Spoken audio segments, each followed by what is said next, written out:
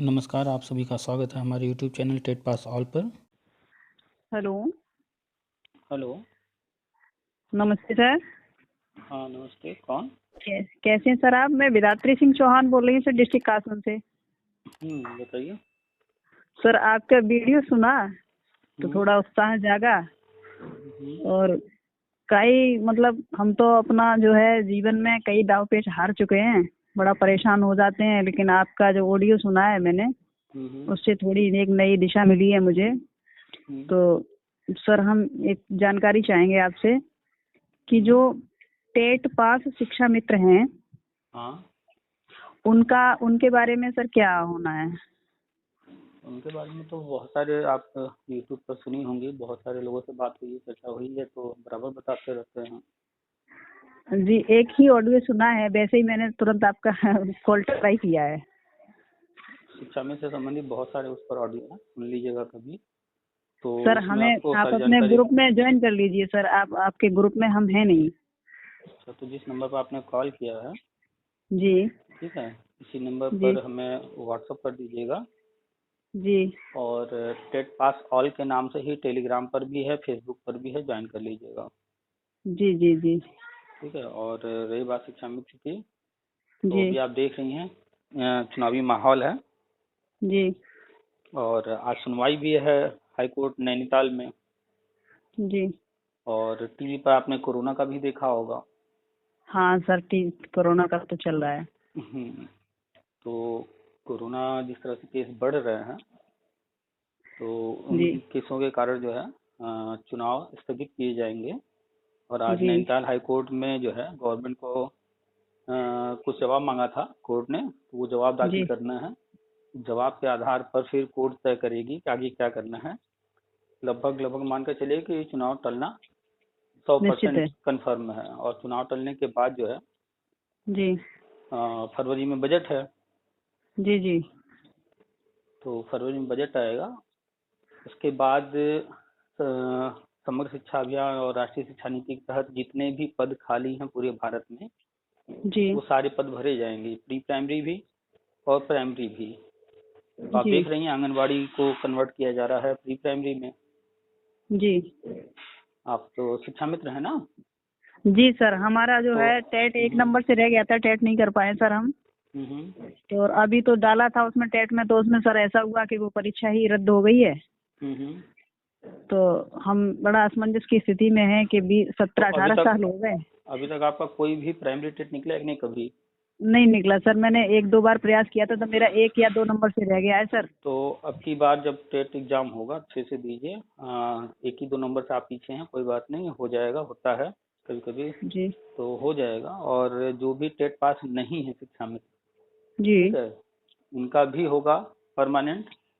जी और जो TET pass है उनका भी, बस फर्क इतना रहेगा कि दो जी। चार 6 हजार रुपए का सैलरी का फर्क रहेगा। अगर मान लेते अच्छा। हैं कि प्राइमरी में 42 हजार रुपए है, जी। तो 2 4 5 हजार रुपये उनसे कम रहेगा प्री प्राइमरी में। ठीक अच्छा है। तो सर। जो शिक्षा मित्र हैं वो एक कक्षा एक दो को ही पढ़ाएंगे, लेकिन जी। उनकी जो स्थायी नियुक्ति अब होने जा रही है वो प्री प्राइमरी में होगी।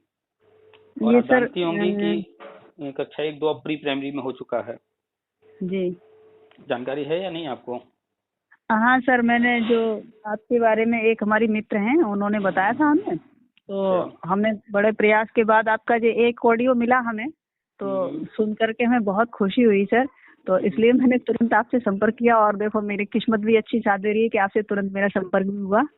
हम्म, तो यही है सर कि जैसे मान लो अब लगभग आपका अनुमान, तो जैसे आपने बताया था कि टेट लाइफ टाइम, तो हम्म, ये टेट जो लाइफ टाइम हुआ है, इस हम्म, चीज को लेकर इतनी विश्वसनीयता बढ़ गई है सर आपके प्रति कि आपकी जो बातें हैं बिल्कुल सत्य प्रतीत हो रही हैं। और अगर हम लोग स्थायी हो जाते हैं सर, तो हमारे लिए हम्म। इससे बड़ी और खुशी की क्या बात होगी। हम कोई भी नई चीज नहीं बताते हैं, कोई अद्भुत चीज नहीं बताते हैं। हम वही बताते हैं जो विभाग में अंदर चल रहा है। बस ये है, अंदर चल रहा है इसलिए लोगों को जानकारी नहीं है। वो जब होगा तब सामने आएगा। जैसे हमें जानकारी थी अंदर विभाग में टेट को जी लाइफ टाइम करने के लिए चल रहा है, तो हम बराबर इसकी जानकारी दे रहे थे। लेकिन लोगों के सामने नहीं था, इससे दिख नहीं रहा था। लेकिन जिस दिन सामने आया, लोगों ने मान लिया। ऐसे ही जब हम बता रहे हैं ये सारी चीजें, अभी लोगों के सामने नहीं है, अंदर विभाग में ये सारा काम चल रहा है अंदर अंदर, जी और जिस दिन जी। सामने आ जाएगा सब लोग एक्सेप्ट कर लेंगे। और जी सर, जो चुनाव की जो अभी जो घोषणाएं हो चुकी हैं हम्म। सर, इसका क्या होगा फिर?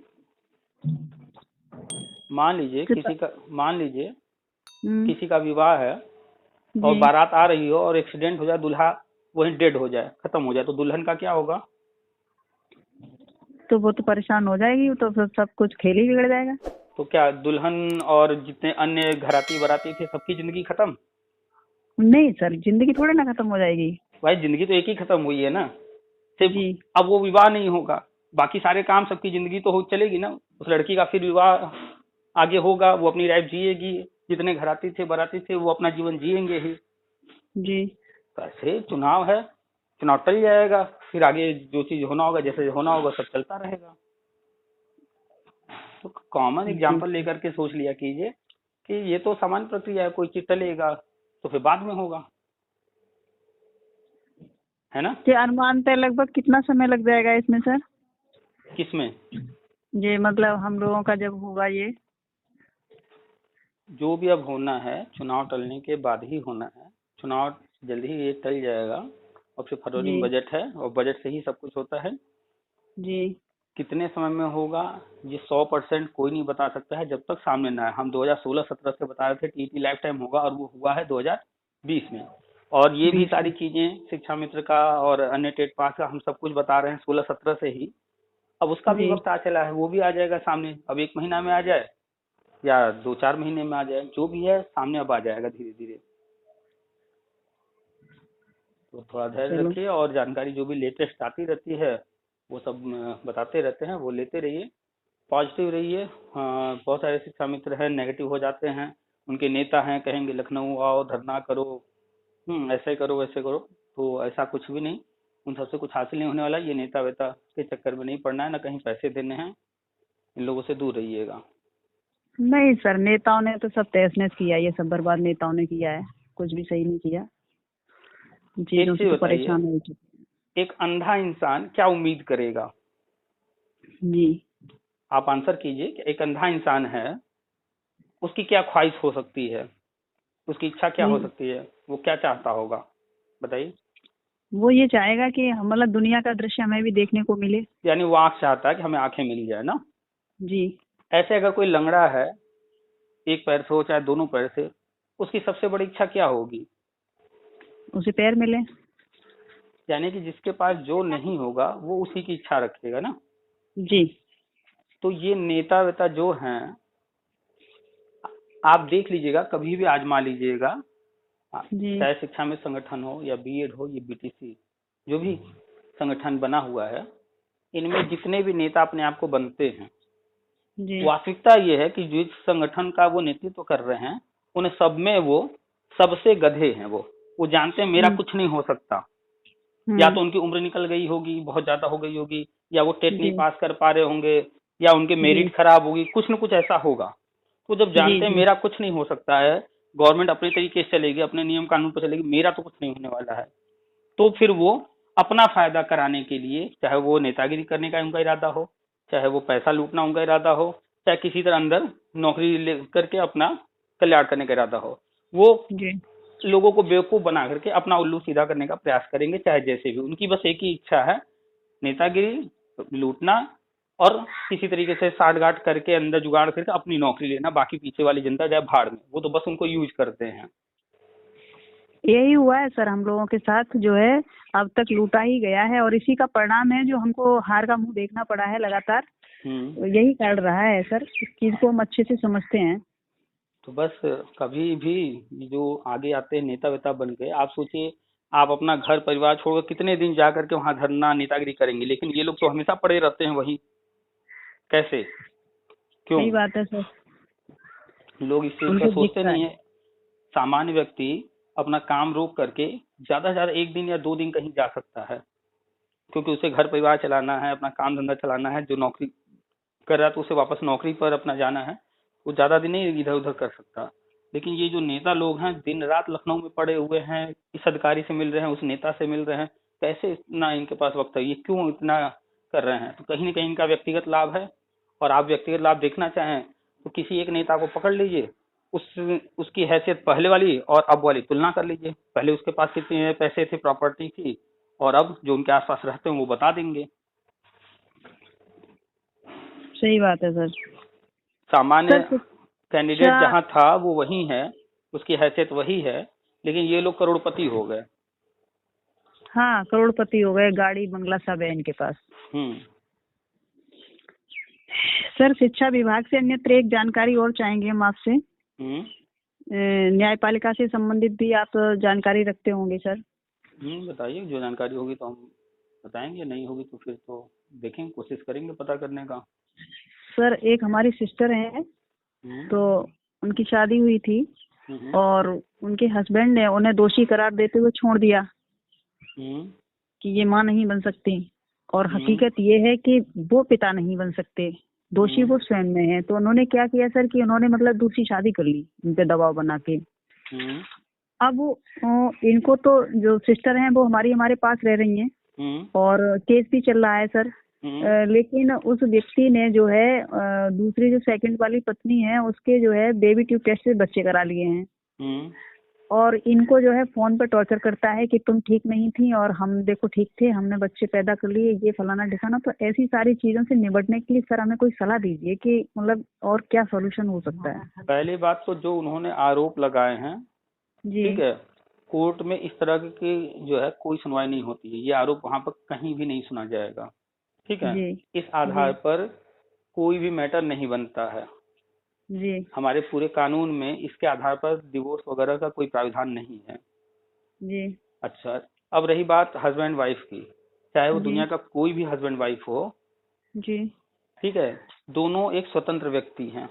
जैसे आपका मान लीजिए मकान है और हम किराए पर रहते हैं जी, जब तक हम किराया देंगे और जब तक आपकी इच्छा नहीं होगी कि नहीं हमें जो है कोई दिक्कत नहीं है, कोई समस्या नहीं है, तो तब तक तो सब कुछ अच्छा चलता रहेगा। जिस दिन आपका मन हुआ खाली कराने का तो आप हकदार हैं खाली कराने के, और जिस दिन या फिर मेरा मन कर गया खाली करने का तो फिर हम हकदार हैं छोड़कर जाने के। आप हमें रोक नहीं सकती हैं, और आप खाली करा रही होंगी तो हम आप पर जबरदस्ती नहीं कर सकते हैं।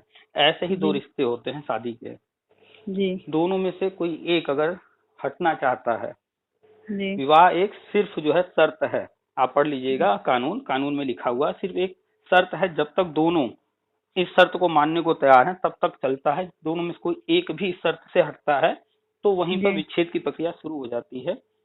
अब या तो स्वयं वो विच्छेद कर लें समझौता करके, या तो कानूनी प्रक्रिया में उलझ करके सालों अपनी जिंदगी बर्बाद करें जी। तो सामान्य सलाह मेरी तरफ से यही है, बाकी आप वकील से मिल लीजिएगा, वकील आपको सारी चीजें बता देंगे। तो जब एक व्यक्ति पीछे हट चुका है तो वहां उलझने का कोई मतलब नहीं बनता है। उन्होंने क्या आरोप लाया, आरोप प्रत्यारोप चलते रहते हैं, वो सब अपनी जगह है जी। जब तक तो रिश्ते अच्छे रहते हैं, जब बिगड़ते हैं चाहे वो कोई रिश्ता हो, आरोप प्रत्यारोप होता ही है, कोई सही लगाएगा कोई गलत लगाएगा। तो कुल मिलाकर के हम ये चाहते थे सर कि इनका जो हक है वो इनका हक मिल सकता है सर। जैसे उनका मान लो एक हमारी अपनी समझ है, ये जैसे डीएनए टेस्ट करा दिया जाए तो मतलब इनका हक तो इन्हें मिल सकता है। डीएनए का इसमें कोई रोल नहीं। पहली बात, रही बात हक की जी, तो वो वकील से मिल लें किसी, और वकील उनको बता देगा कि कौन कौन सी धाराओं के अंतर्गत कौन कौन से चार्ज लगाने हैं, और 100% झूठा केस बनाना पड़ेगा। ये जानिएगा 100% झूठे केस पर ही केस चलेगा आगे, क्योंकि उनको जो करना है ठीक है वो 125 आईपीसी 125 के अंतर्गत जो वो चाहती हैं प्रॉपर्टी पर अधिकार, वो 125 के अंतर्गत आता है। और उस 125 को बनाने के लिए वकील आपके तरह तरह के और आरोप लगा करके और धाराएं लगाएगा, तब जा करके 125 बन पाएगा जी, ठीक है। और फिर वो केस चलेगा, उसके तहत कोर्ट की तरफ से वो गुजारा भत्ता हुआ या फिर प्रॉपर्टी में हिस्सा हुआ या जो भी कुछ, तो उसी में तय होगा, उसी में फाइनल होगा जी सर। अच्छा, वकील से संपर्क करना पड़ेगा?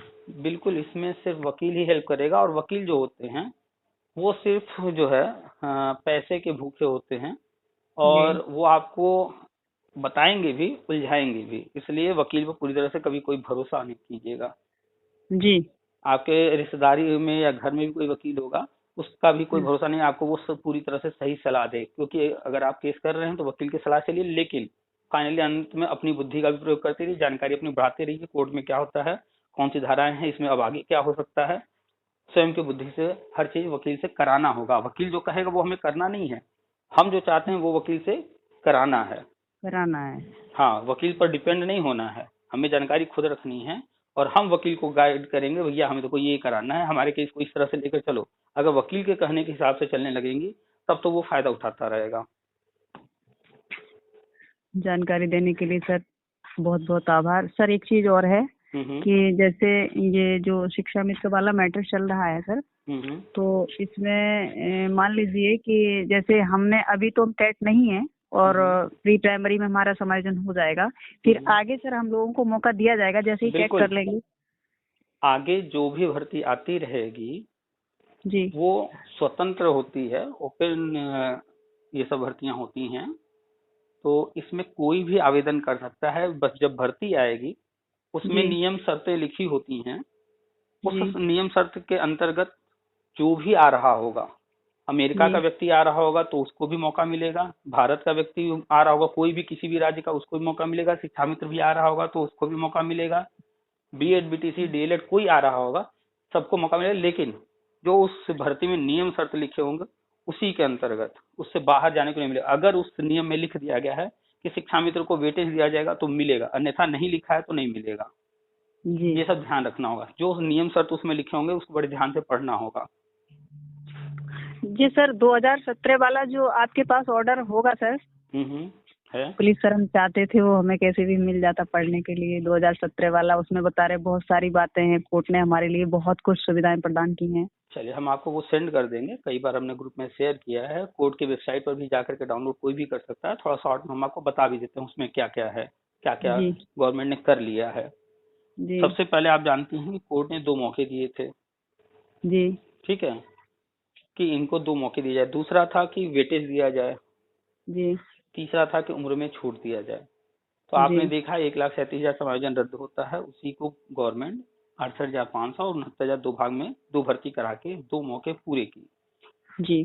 कुछ लोगों को शिकायत रहती है कि उसमें जो है सुपर टेट लगा दिया, कट ऑफ लगा दिया, ये कर दिया वो कर दिया, तो लोग यहाँ भूल जाते हैं कि किसी एक के लिए वो कट ऑफ नहीं था, चाहे शिक्षा मित्र रहा हो, बीएड रहा हो, बीटीसी रहा हो, डीएलएड, सबके लिए वो शर्त थे। और हम पहले ही बताए हैं अभी कि जो भी नियम शर्त लगे होंगे वो दुनिया का कोई इंसान होगा सब पर वो लागू होगा। हाँ, जो वेटेज दिया गया था वो सिर्फ शिक्षा मित्र को दिया गया, उम्र में छूट जो दिया गया सिर्फ शिक्षा मित्र को दिया गया, जो कि कोर्ट ऑर्डर में था, उसके आधार पर दिया गया जी। अब कैसे हुई भर्ती, क्या हुई, गवर्नमेंट ने क्या कट ऑफ लगाया, सुपर टेट क्यों लगाया, इसका सारा जिक्र उत्तर प्रदेश की जो शिक्षा सेवा चयन की नियमावली है उसमें लिखा हुआ है। राज्य सरकार के पास पूरे अधिकार हैं नए नए नियम बनाने के। पहले एकेडमी में भर्ती होती थी, फिर टेट पर मायावती जी ने करवाया, फिर उसके बाद अखिलेश जी आए, फिर से एकेडमी पर करने लगे, और फिर अभी जो है सुपर टेट आ गया। तो ये सारे अधिकार जो है राज्य सरकार के हाथ में है, वो जो चाहे कर सकती है, नियम बना सकती है, कोई इसमें हस्तक्षेप नहीं कर सकता, इसलिए कोर्ट भी नहीं रोक सकती जी। ठीक है, तो 2 मौके हो गए पूरे। अब उसमें ऑर्डर में ये कहीं नहीं लिखा है कि जो शिक्षा मित्र सिलेक्ट नहीं होते हैं उनका गवर्नमेंट आगे भविष्य में क्या करे। उन्होंने स्वतंत्रता दी है गवर्नमेंट को कि गवर्नमेंट तय करे कि इनका क्या करना, चाहे तो शिक्षा मित्र पद पर रख सकती है, चाहे तो निकाल सकती है, चाहे इनके लिए आगे रास्ता बना सकती है, कुछ भी कर सकती है, पूरी तरह से स्वतंत्र कर दिया गया है गवर्नमेंट को। ठीक है, अब यहाँ पर देखने वाली बात यह है कि 2 मौके पूरे हो गए, गवर्नमेंट को स्वतंत्रता थी, चाहती तो निकाल करके अब तक शिक्षा मित्र को बाहर कर देती, इसमें कोर्ट भी कुछ नहीं करती, क्योंकि कोर्ट ने खुद ही छोड़ दिया है, भैया अब आपका मैटर आप समझो। ठीक है, लेकिन गवर्नमेंट ने ऐसा नहीं किया है, तो इसका मतलब है कि अभी तो सकारात्मकता बनी हुई है, कहीं नकारात्मक कुछ भी नहीं है जी। दूसरी बात, जब समायोजन हुआ था और फिर रद्द हुआ, रद्द होने के बाद शिक्षा मित्र पद वापस दिया गया, तो जो शिक्षा मित्र का मानदेय था वो 3,000 या 3,500 आप जानती होंगी जितना भी था। ठीक है जी जी। तो इनकी समस्याएं थी, आप लोगों ने डिमांड किया, गवर्नमेंट ने उसको विचार करके 10,000 कर दिया, जो कि 10,000 रुपए न अनुदेशकों को मिलता है, न रसोइया को मिलता है, न अन्य आंगनबाड़ी वगैरह को मिलता है। जितने भी संविदा कर्मी हैं उनकी तुलना में शिक्षा मित्रों को मानदेय अधिक रखा गया, और चूंकि उन लोगों के कम थे मानदेय, इसलिए अभी हाल ही में अनुपूरक बजट में गवर्नमेंट ने आंगनबाड़ी का, अनुदेशक का और रसोइया का मानदेय कुछ बढ़ाया है। जी कुछ शिक्षा मित्र हमसे कहते हैं कि आप तुलना कर रहे हैं रसोइया से। यहाँ रसोइया से तुलना करने वाली बात नहीं है।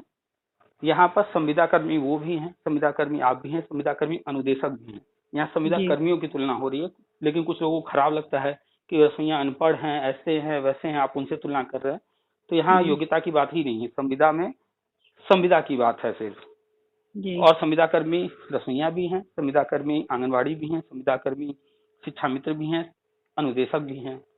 उनमें जी जो है आज भी मानदेय जो बढ़ा है, उसके बावजूद, बढ़ने के बावजूद शिक्षा मित्र का मानदेय उनकी तुलना में अधिक है। ठीक है, तो ये सारी अभी चीजें नहीं बढ़ा है। पॉजिटिव है। नहीं, अनुदेशक का बढ़ गया, आंगनबाड़ी का बढ़ गया, रसोइया का बढ़ गया, इन तीनों का तो बढ़ गया ना। जी तो उनकी तुलना में शिक्षा मित्र बिना बढ़े ही अधिक पा रहे हैं 10,000, जी है ना। किसी भी अनुदेशक से पूछिएगा पहले कितना मिलता था और बढ़ने के बाद कितना हो गया है, या अखबार में पढ़ लीजिएगा। जी रसोइया का तो आप लोग को पता ही होगा, आंगनबाड़ी का पता ही होगा। तो गवर्नमेंट ने निकाला नहीं है, मानदेय भी ठीक ठाक दे रही है, पॉजिटिव है ये दोनों चीजें। तीसरी जी बात सबसे पॉजिटिव जो है वो ये है कि नई शिक्षा नीति में जी जो कक्षा 1-2 पहले चल रहा था प्राइमरी में, जी जिसका कोई मतलब नहीं था इधर उधर करने का, कोई कारण विशेष नहीं था, लेकिन गवर्नमेंट ने उसको उठाकर प्री प्राइमरी में किया। तो उसके पीछे जो प्लानिंग है, जो होने जा रहा है, वो जी पॉजिटिव है। और वो ये है कि इसलिए किया गया है प्री प्राइमरी में क्योंकि प्राइमरी में टीटी अनिवार्य है, आप जानती हैं। प्राइमरी जी शिक्षक बनने के लिए टीटी अनिवार्य है।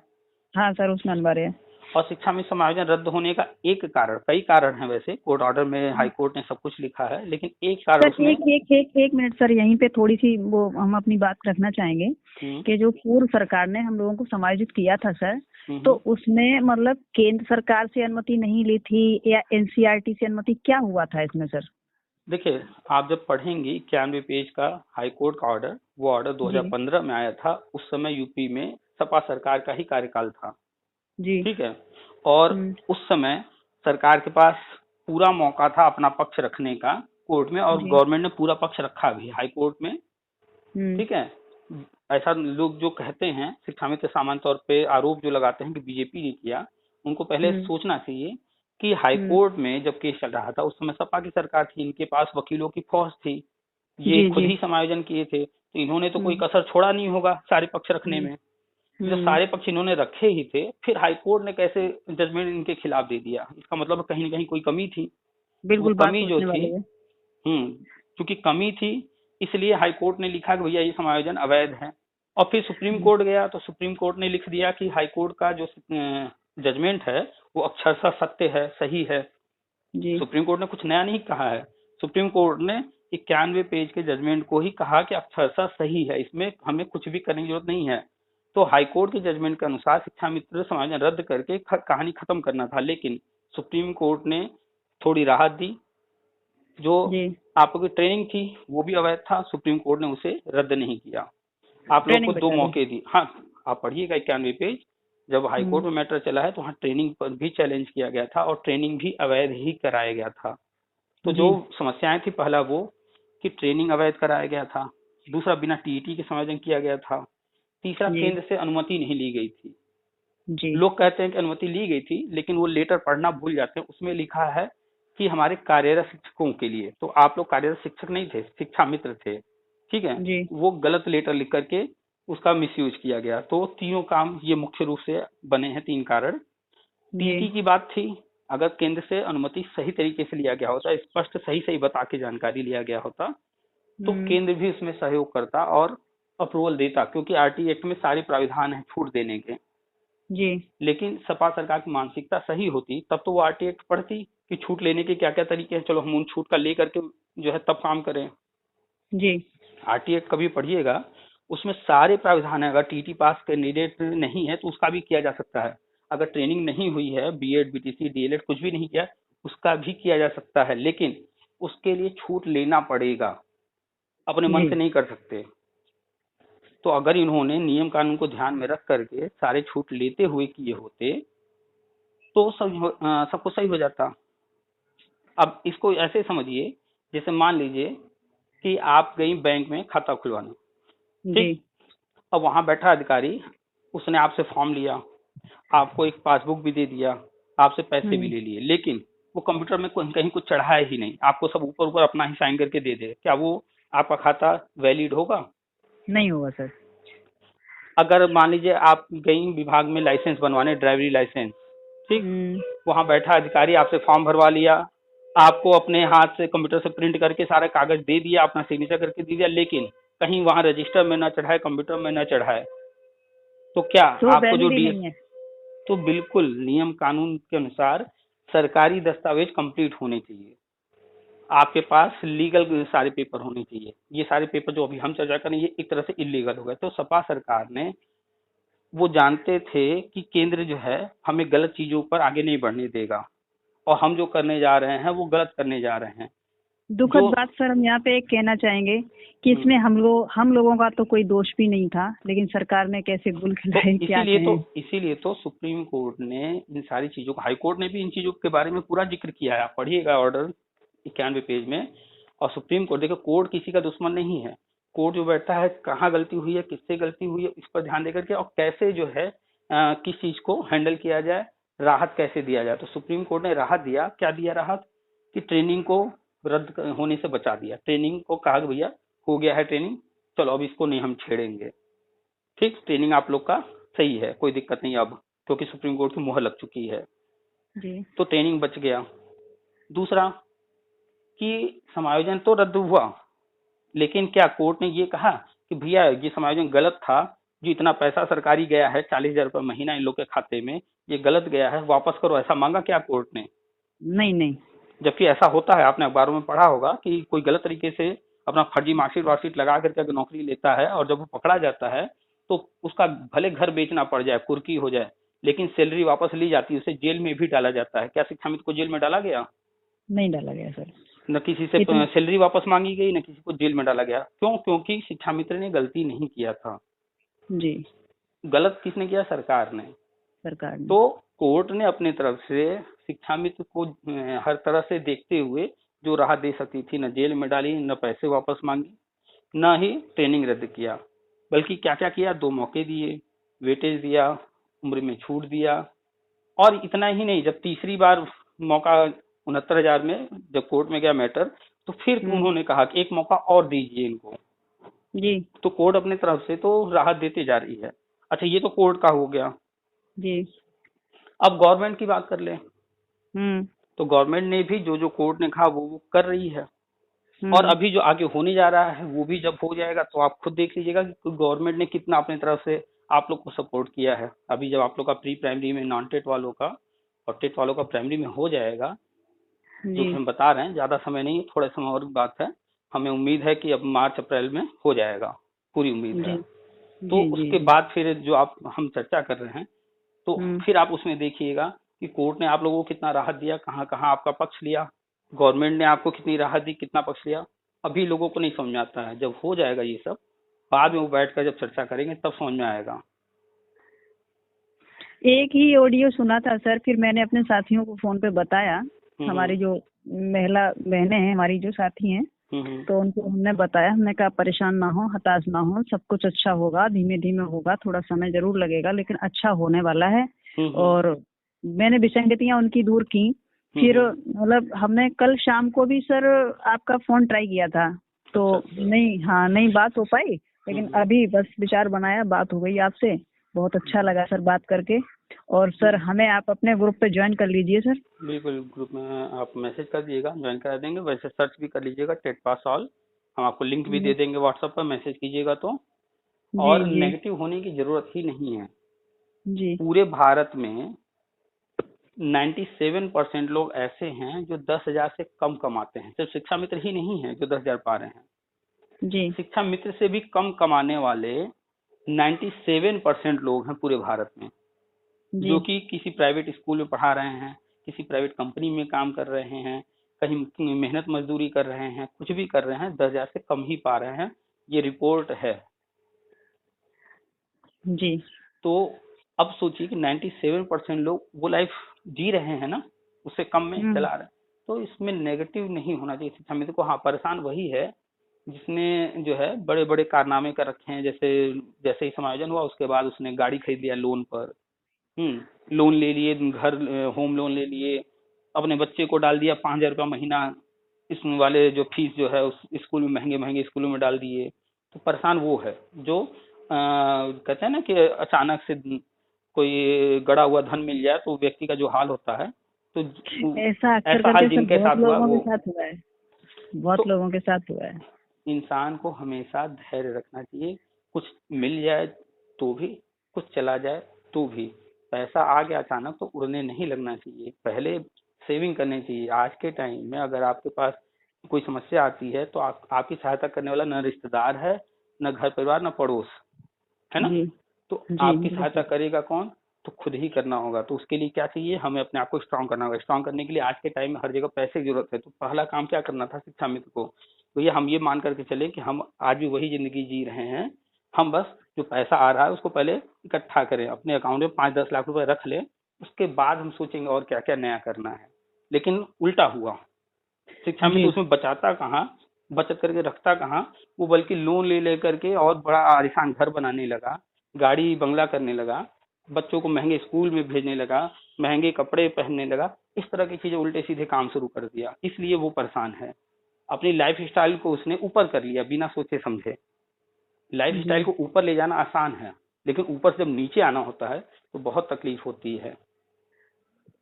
इसका सर एक ही रीजन रहा था कि बहुत दिनों बाद थाली मिली थी सर, तो फिर सोचा कि वो अच्छे से खाना प्रयोग शुरू कर दें। तो लेकिन अब क्या जानते थे कि जिसने थाली दी है उसने किस तरह की थाली दी है, हमें कांटेक्ट पे थाली दी है, कैसे दी, यही सब लफड़ा रहा सर। वैसे हर व्यक्ति चाहता है कि हम लाइफ में अच्छे से एंजॉय करें, देखिए अभी लेकिन आप बात कर रही हैं, अगर आपको भी कहा जाए भारत का प्रधानमंत्री या राजा बना दिया जाए, हमें कहा जाए, तो सुनने में देखने में बड़ा अच्छा लग रहा है, वहां जब बनाया जाएगा तो भी अच्छा लगेगा और जब बैठ जाएंगे तो भी अच्छा लगेगा। लेकिन जिस दिन वहां से कहा जाएगा भैया उतरो, वो दिन बड़ा तकलीफ वाला होने वाला है। बहुत तकलीफ वाला होता है सर। तो इंसान को ऊपर की तरफ हमेशा नहीं देखना चाहिए। ऊपर देखेगा तो नीचे गड्ढे में गिरेगा, नीचे देख कर चलेगा तो हर छोटा बड़ा गड्ढा उसे दिखेगा और वो गिरेगा नहीं कभी। ठीक है, तो कोई भी इंसान है, चाहे अच्छा हो रहा है बुरा हो रहा है, पैसे ज्यादा आ रहे हैं कम आने लगे, हर परिस्थिति के लिए तैयार रहना चाहिए और धैर्य बना के रखना चाहिए। सबसे मुख्य पैसे बचत करके सेविंग करके रखने जरूरी हैं। कल को कोई भी, जैसे कोरोना ही है मान लेते हैं, किसी के साथ हो ना हो, लेकिन मान लीजिए हो जाता है और अचानक से बड़े अमाउंट की जरूरत हो कि नहीं, इलाज के लिए इतना चाहिए ही चाहिए, और वो बचत करके वो रखा नहीं है, तो किसके सामने हाथ फैलाएगा और कौन दे देगा उसको, आप बताइए। दिल पर हाथ रख के बताइएगा, कौन सा ऐसा रिश्तेदार है जिससे आप कह दीजिए भैया हमें 10,000 की जरूरत है, वो बिना सोचे समझे आपको तुरंत दे देगा? ऐसा है कोई रिश्तेदार आपका? नहीं देगा सर, फोन भी स्विच ऑफ कर लेंगे। वास्तविकता ये है, ये आपके साथ है, हमारे साथ है, हर किसी के साथ है। सही कड़वा दुनिया का कड़वा सच है, ये जो सच होता है कड़वा होता है और लोग स्वीकारते नहीं उस चीज को, कहेंगे नहीं हमारे रिश्तेदार ऐसे हैं वैसे हैं, भले कितना भी कह लें, लेकिन जरूरत में कोई काम नहीं आता है।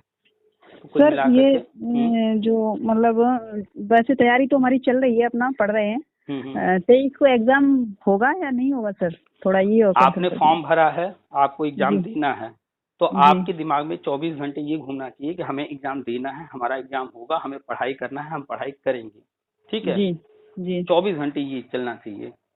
जी। बाकी क्या जानकारी आ रही है, एग्जाम होगा नहीं होगा, सिर्फ अगर कहीं से जानकारी मिल रही है तो चुपचाप लेते रहिए, लेकिन अपनी तैयारी कहीं भी रोकिए नहीं, तैयारी जम करके करते रहिए, डबल मेहनत से करते रहिए, जब तक कंफर्म न्यूज ना आ जाए, गवर्नमेंट की तरफ से घोषणा ना कर दी जाए कि नहीं ये एग्जाम नहीं होगा। होने की संभावना तो नहीं है, हम भी कहते रहते हैं कि एग्जाम नहीं होगा, लेकिन हम दूसरी तरफ ये भी करते हैं भाई कोई भी पढ़ाई अपनी रोको नहीं। आप जो पढ़ाई कर रहे हो, जो तैयारी कर रहे हो, पीटी कर रहे हो या कोई और, कुछ भी फर्क ना पड़े, उसको रोको नहीं, बल्कि डबल मेहनत से करो, क्योंकि आप अभी से मेहनत किए रहोगे तो कभी भी एग्जाम होगा आप तैयार रहोगे। लेकिन अगर किसी की बातों को मान करके आप पढ़ाई अपना रोक दिए, ब्रेक लगा दिए और अचानक से एग्जाम हो गया, तो उस वक्त फिर क्या, तब तो फिर रिजल्ट खराब हो जाएगा। सही बात है। तो इसलिए एग्जाम होगा ये मान करके अपने दिमाग में एकदम भर लीजिए कि नहीं, दिमाग वो 23 तारीख को हमारा एग्जाम है, कंफर्म है, होना ही है, उस हिसाब से अपनी तैयारी रखिए। ठीक है जी सर।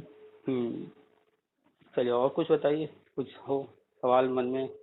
बस सर, और कोई सवाल फिर आएगा तो आपसे फिर संपर्क करेंगे। और अभी हम आपको आपके जो इस पे व्हाट्सएप वाला है जो नंबर, इसी पे है ना सर व्हाट्सएप आपका? इसी नंबर से है। इस पे हम भेज दे रहे हैं नमस्कार। तो आप सर हमें ऐड कर लीजिए, ठीक है? बिल्कुल बिल्कुल बिल्कुल। जानकारी देने के लिए सर बहुत बहुत धन्यवाद आपको। वेलकम। चलिए ठीक है, रखते हैं फिर। ठीक है, नमस्ते सर। नमस्ते।